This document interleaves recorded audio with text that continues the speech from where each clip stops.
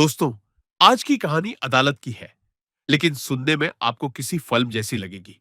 एक तरफ देश का सबसे बड़ा न्यायालय, दूसरी तरफ केंद्र सरकार के सबसे ताकतवर वकील, सॉलिसिटर जनरल तुषार मेहता।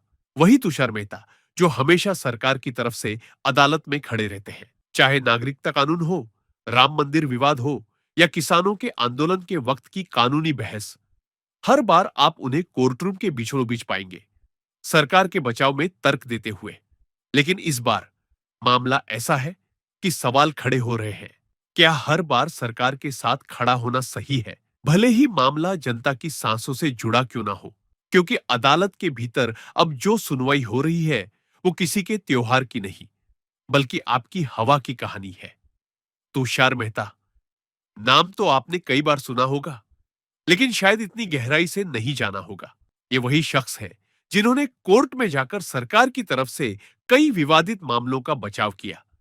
चाहे वो पेगासस स्पाईवेयर मामला हो या मणिपुर हिंसा की रिपोर्टिंग को लेकर मीडिया पर लगाम कसने की कोशिश। वो अक्सर उन केसों में दिखते हैं जिनमें जनता दो हिस्सों में बटी होती है, एक तरफ सिस्टम, दूसरी तरफ सवाल करने वाले। लेकिन हर बार वो शांत, संयमित और तर्कपूर्ण अंदाज में अदालत को समझाने की कोशिश करते हैं कि सरकार जो कर रही है वो संवैधानिक है। और यही वजह है कि उनके ऊपर विपक्षी दलों से लेकर सोशल मीडिया तक हर जगह उंगलियां नहीं उठती रही है।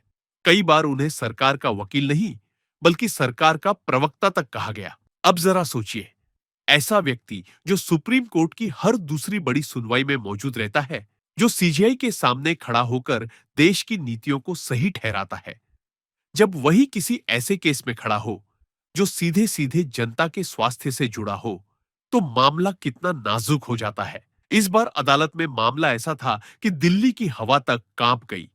आप जानते हैं, हर साल अक्टूबर नवंबर में जब दिवाली आती है, तब दिल्ली एनसीआर की हवा झर बन जाती है।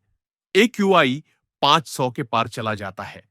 बच्चे मास्क पहनकर स्कूल जाते हैं और बुजुर्ग सांस लेने के लिए नेबुलाइजर पर आ जाते हैं।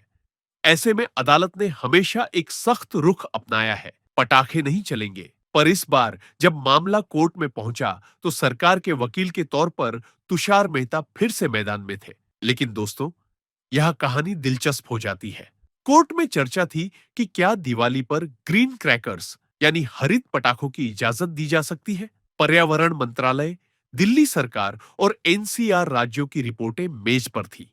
सबके सामने सवाल था, क्या हमें लोगों की भावनाओं और उनके फेफड़ों में से किसी एक को चुनना होगा? तभी सॉलिसिटर जनरल तुषार मेहता खड़े हुए और कहा कि राज्य सरकारें थोड़ी राहत चाहती है। और बस, कोर्ट का माहौल थोड़ा बदल गया।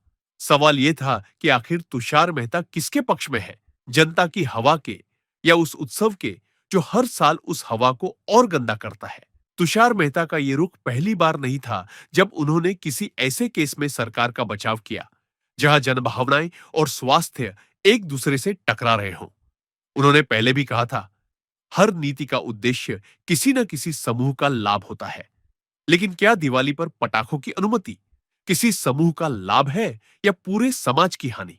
कोर्ट में बैठे जज भी समझ रहे थे कि मामला अब कानून से आगे जमीर की अदालत में जा चुका है। सवाल था, क्या सरकार सिर्फ त्योहार की आड़ में अपने पर्यावरणीय वादों से भाग रही है? तभी अदालत में एक ऐसी लाइन गूंजी जिसने माहौल बदल दिया। सीजेआई बीआर गवई की बेंच ने पूछा, दिल्ली में प्रदूषण इतना क्यों बढ़ता है और क्यों हर साल एक ही बहाना दिया जाता है कि यह किसानों की पराली की वजह से है? तुषार मेहता ने जवाब दिया, माय लॉर्ड, जनता भावनात्मक है। दिवाली का त्योहार है। कुछ घंटों की खुशी के लिए थोड़ी बहुत रियायत दी जा सकती है। कोर्ट में सन्नाटा था।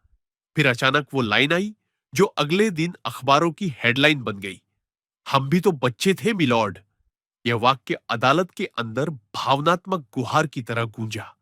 लोगों ने कहा, सरकार के वकील ने आज अदालत में दिल से बात की। पर असल सवाल यही था, क्या भावनाएं प्रदूषण से ऊपर है? दरअसल मामला था दिल्ली एनसीआर में पटाखों पर प्रतिबंध। केंद्र और कुछ राज्य सरकारें चाहती थीं कि हरित पटाखों की बिक्री और जलाने की आंशिक अनुमति दी जाए। लेकिन सुप्रीम कोर्ट ने पहले ही आदेश दिया था, कोई भी पटाखा जो हवा को प्रदूषित करे बैन रहेगा। आज वही आदेश फिर से कोर्ट में बहस का विषय था।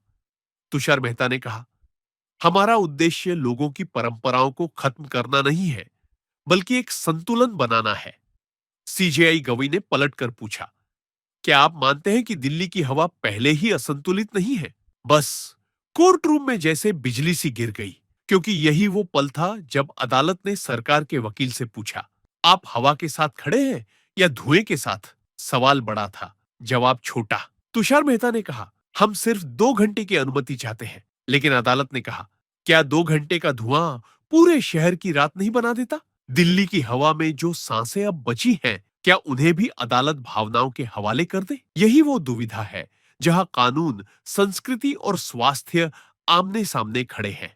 न्यूज नशा की नजर में अदालत में ये सिर्फ एक केस नहीं, बल्कि एक एथिक्स बनाम इमोशन की लड़ाई थी, जहां एक तरफ बच्चों की मासूमियत थी और दूसरी तरफ उन्हीं बच्चों के फेफड़े। अब ये मामला फिर से अगले हफ्ते के लिए टल गया है, पर सवाल वही का वही है, क्या दिवाली का आनंद किसी की सांस की कीमत पर मनाया जाएगा? क्या सरकार की जिम्मेदारी सिर्फ भावना तक सीमित है या समाधान तक भी? क्योंकि जब तुषार मेहता जैसे ताकतवर लोग सरकार की तरफ से ऐसे मामलों में बोलते हैं, तो उनके शब्द नीति बन जाते हैं।